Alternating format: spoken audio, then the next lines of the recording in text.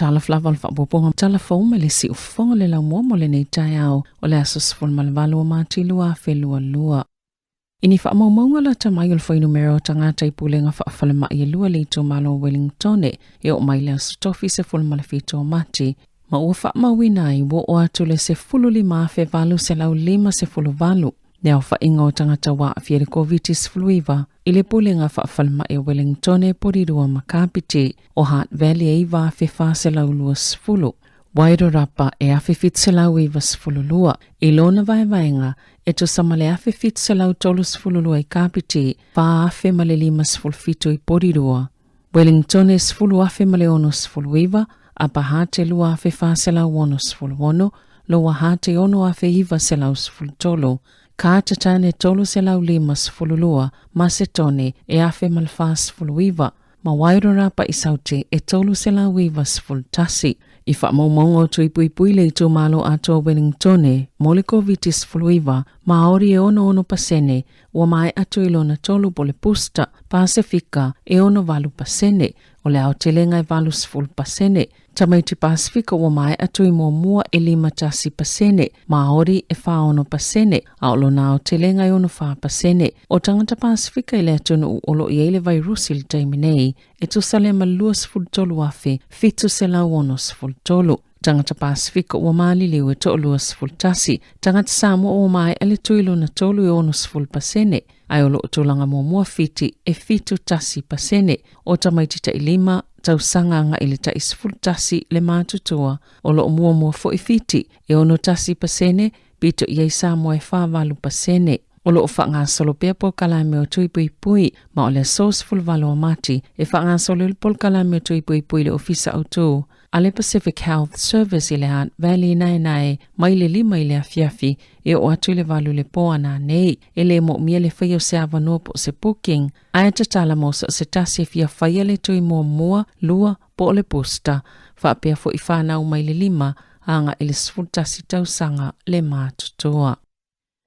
E to se fulu tangata whaapopo o maali liu mai le covitis fuluiva, pia na whailoa I whaamaumongo le asoana nafi, e au fisi tangata I lunga tolu sfulu tausanga le matua. E to se fuluiva afe lima se lau ono sfulu ono, le au whaingo tangata fo o whaamauni ala whaamai, wa ato ne I aile to se lau lima sfulu tasi, o tangata ua maali liu, awa afia le covitis fuluiva I totono New Zealand. O ila atauia na maali liu e au fia le to tasi mai Northland, to ali mai Aukilani, to atasi Bay of Plenty, to atasi mai Hawke's Bay, male to atasi mai le Heart Valley, e to atasi ilunga to lima sfulu tausanga le matua, to atolu ta ifito sfulu mo na tupu tausanga le mātutua, to alua ilunga to valu sfulu tausanga, male to alua ta iwa sfulu mo na tupu tausanga le mātutua, to afale to baoti na matamaitai, to alima lii, ai lii maua le tūlanga le isi tangata to atasi, e o mai le asoan nafi. O le taimine e to iwa se lau tolu se fulu lau whainga o tangata o tau fia I whale mai,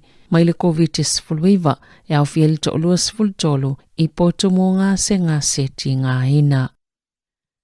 E Iesa saililinga na whai e Britania, Denmark Makorea I saute, wa maawai, e ui e ono no nofo whaatasi se tangata o whaamaoni al covitis fuluiva, ma nisi tangata, e le whaapia o le APCI maisi, na taue le saililinga, e mai le sfulu limanga I le lima sfulu pasene, le avanua e ono PCI isi tangata mai le wa afia, I le Omicron, o lona winga, e folinga mai e te le atu le avanua, e le PCI mai e le Omicron, mai se tangata o le ainga na ilo le avanoa e mawai lava o ia I le whaamai. Na taue Dr. David Welch o se whaia o ngasini le University o Kilani e te tau na manatua pe whaapewheo na pepesi le COVID le lautele o tangata e iei nisi o le ama whai o na lātou whaapipisi atu le vairusi I isi tangata I to se fulu peitai e te le lava le whai numero ni tangata I le ma whai o na lātou whaapipisi nātou. Le vairusi isi tangata o le tele o tangata ni usila ua mai atoi pui ta ilua mo o matoa maua lunga le tūlanga pui o ilantou mai le Delta ma o le Delta e la ititi le avano e pepesi e tutono se ainga e tasi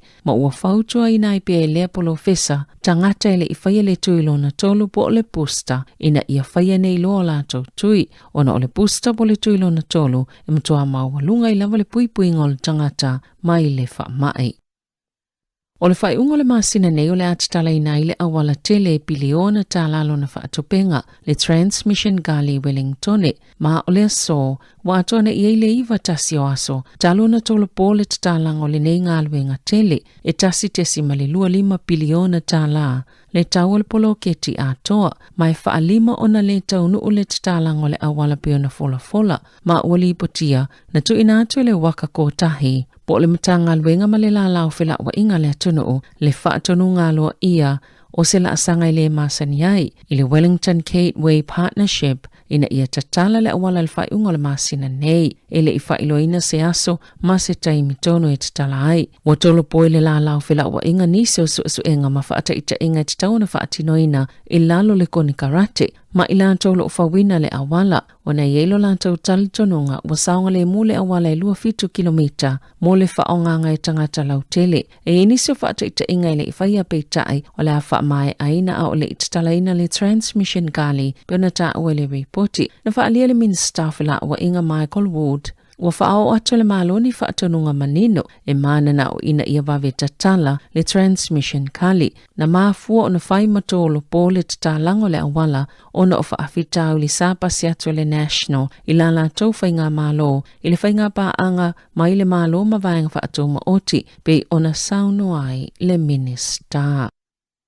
Na tatalaina ile asona na filta maita ipalimia Jacinda Ardern, whapea i maniso ana minsta, e au fiei Calvin Davis, Chantinetti, maupito sua William Seo, le kuri kalama, pole kalame o le Aotearoa New Zealand Histories, ile a onga Sylvia Park, o le tatalanga o le te takanga o te wā, na sauno ile palimia, o le amataina alo iona o oina le kuri kalama o le talafa solopito o Aotearoa New Zealand, ile tausanga lua whelua tolu, o nolo iei pia ni vaengolo o whaalawlawe le COVID-19 val taimi nei. Na ta wale minsta langolango a onga Chantinetti, lo na nganga fia ona o lea te lele taimi o lo ututoi le nei tausanga, e tāpena ia onga ma le alawa fo ile taimi e tāpena ia le maloni puna oa e langolangoina ma whaatino a ile a fuafuanga. E tolu tausanga sa tāpena ile a pol kalame, pole kuri kalama o lea mata upo. Na whaalia Ardern mo ia lava o se tasio wanga pito sile o na tāua e winga le talawa asolo pito ni usila i tutonua onga o le maua yo le avanoa mo tangata umai malamala mai le tasi leisi e ala ile o onga le talawa asolopito Maori o le talawa asolopito le malanga mai o tangata Pasifika whaapea ai ma tangata Asia.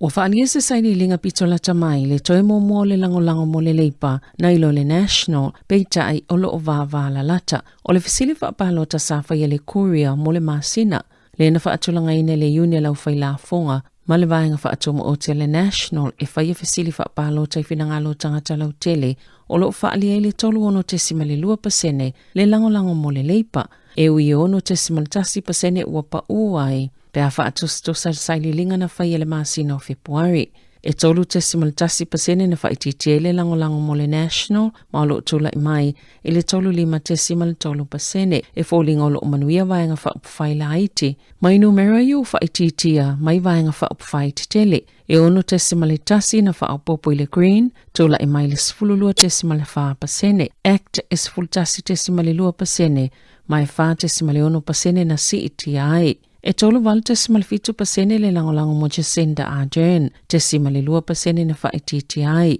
ai lua ono tesimal 1% le langolango mo le teitai o le National, Christopher Luxton, mai tasi tesimal 1% ua pa ua le langolango mo ia, a o le teitai o New Zealand First. Winston Peters, e tolu tesimal 5 maka ua CETI, ma ua tula i mai ai i le 5%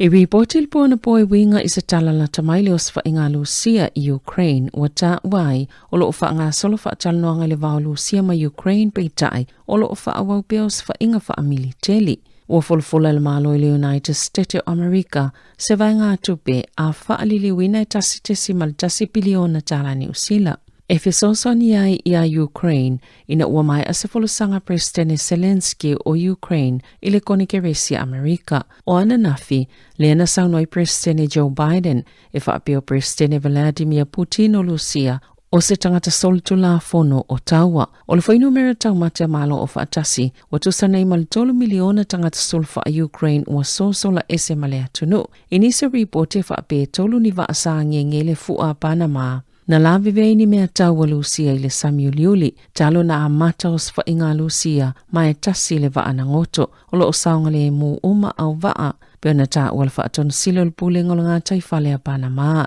O whilo inga le vau ni sui le malo Ukraine ma Lucia na whai e lunga o ata. Mana taa wale mana onga Ukraine, ina ia taa o file taua, ave ese vanga awa Lucia, ma ia iei se wha maoninga, e pui pui a whaalto la fono Ukraine mai nisi o malo. O le mana onga o Lucia, ia fola ele NATO, e le talia ina lava Ukraine i totono al whaala potonga, be wha mautu fo ini ala tau vainga au i totono Ukraine. E wali potia le lauiloa nei i le lalolangi, o se ata maali e whaatatau i le soifuanga o le Burstene o Ukraine. Wa whaingoina le ata, po le kalame o le servant of the people, po le au mo tangata, ma o lo autu i le li i Burstene. Wali puti o le ato i whaasalala wina le ata maali i lungo le Netflix i totono o le United States o Amerika. Tala i ta'alonga, o le ova muli lava na toi whaia i nai le au kilikiti ata maita i New Zealand le White Ferns i le ta'alonga ma Afrika i saute Hamiltone i le ta'amilusanga le ipo lalangi i le asoana nafi pio na tali malo ai New Zealand. E lua se lau lua sefulu valu ai o New Zealand na tuli Afrika i saute. Toi tolu lava whaate ana tutoe le au Afrika i saute le ana manu malo ai. O le taimi mo leo whaia ina i New Zealand ia Afrika i saute i se ta'amilusanga le ipo lalangi e te tauna manu malo New Zealand ia na ta'alonga e lua i e tutoe ma Ingelani whaapea ma Pakistana ina ia mawese avano i le whaapito ilonga po le semi-final. Wali putie whaapea le o toe mamao ai ono saini alo e leli i fuso New Zealand lupe soli ai Joseph Parker. Se mali lia ngai whaipele ai maleli Britannia o Joe Joyce. Mai ono whai e lo ne tona, ile masino uni peo na ta uele One News, sa mata ina le fuso a Parker, ina uto e whai ala la whai pelenga ma Derek Chisora. I Manchester ile masino o te sema, masafa atalitali mo se fuso angai Engelani. O le taimi nei, o lo numero tolu Parker alfa atulanganga, o e lu ina le fusi, ma a whai e maana malo ya Choice le o lo numero lua, o le ata tamaile mo le avano o Parker ilu isa tasi e maana malo, ile fuso angale ala ato e whai eleva Alexander Usyk ma Anthony Joshua. O Usyk, o lo o Ukraine, e pe o isi sa fuso whaapolo fisa mailona tunu e yei Vasyl Lomachenko o Vladimir Klitschko le asasiampini lalangi malona uso o Vitali le pulenu o Kiev maolo o tau ile taua e puipuia lo la taua tunu mai o sofa inga alu sia. Tala fawia manisi ufonga le lau mua mo le nei vaenga o le tai ao.